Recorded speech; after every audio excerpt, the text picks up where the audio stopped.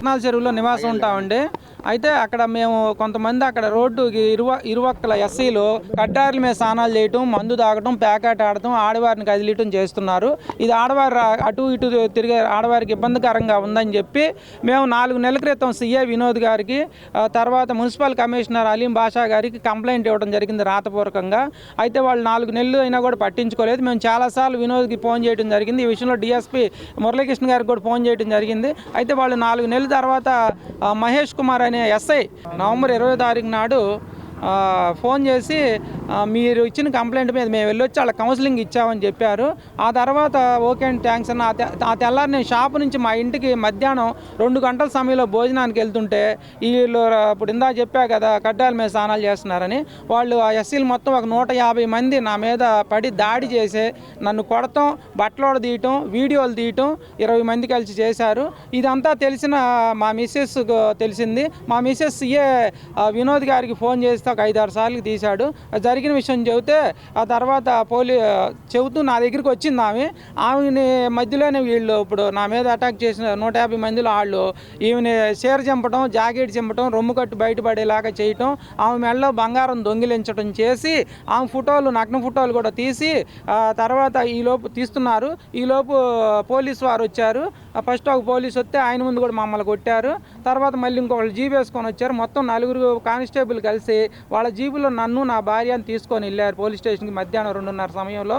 మేము 3:30 కంప్లైంట్ ఇచ్చాము. అయితే ఆ తర్వాత మేము నైట్ 11 గంటల దాకా ఉన్నాం పోలీస్ స్టేషన్లో. కానీ మమ్మల్ని ఎటువంటి ఆమె జాకెట్ చినిగింది ఎందుకని కానీ విచారించడం చేయలేదు. మమ్మల్ని కొట్టిన వాళ్ళు మాత్రం లోపలికి 4-5 సార్లు పిలిపించుకున్నారు. ఆ తర్వాత మేము మా కంప్లైంట్ ఏమో మేము 3:30కి ఇచ్చిన కంప్లైంట్ ఎఫ్ఐఆర్ ఏమో 9ంటికి చేశారు. వాళ్ళు 10ంటికి రాసిన కంప్లైంట్నేమో 8ంటికి ఎఫ్ఐఆర్ చేశారు. ఈ విధంగా నైట్ అసలు సీఎం మాతో కలవకుండా పంపించేయడం జరిగింది. అది తెల్లారి మళ్ళీ పోలీసులను పంపించాడు మా ఇంటికి అరెస్ట్ చేయడానికి.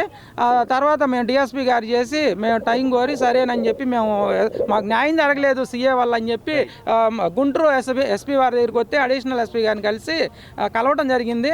అడిషనల్ ఎస్పీ గారు మళ్ళీ డిఎస్పీ మురళీకృష్ణ గారి దగ్గర పంపించారు. అక్కడ మరి ఇవన్నీ సీఏ చేసిన అరాచకాలు అన్నీ చెప్పడం జరిగింది. మాకు టోటల్గా సీఏ వినోద్ వల్ల అన్యాయం జరిగింది.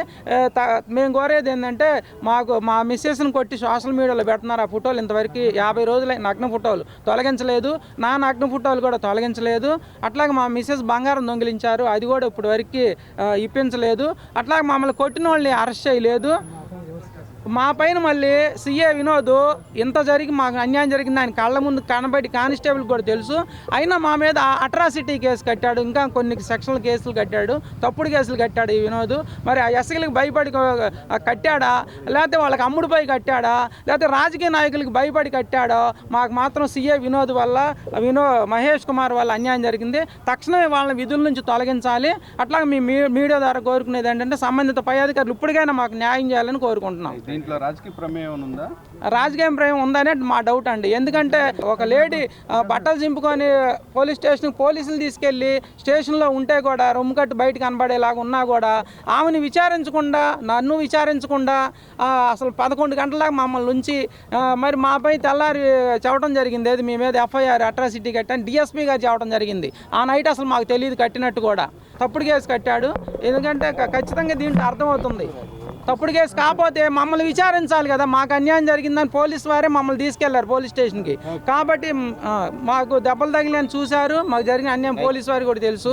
కాబట్టి తక్షణమే మాకు మీ మీడియా ద్వారా న్యాయం చేయాలని కోరుకుంటున్నాను. ఈ వీడియో నచ్చితే లైక్ చేయండి. అలాగే మా ఛానల్ ని ఫస్ట్ టైం కనుక చూస్తున్నట్టయితే ఇప్పుడే సబ్స్క్రైబ్ చేసుకుని పక్కనే ఉన్న గంట సింబల్ ని యాక్టివేట్ చేసుకోండి. అప్పుడే మేము పెట్టే ప్రతి వీడియో మీకు నోటిఫికేషన్ గా వస్తుంది. అలాగే ఈ వీడియో పూర్తిగా చూసినందుకు ధన్యవాదాలు.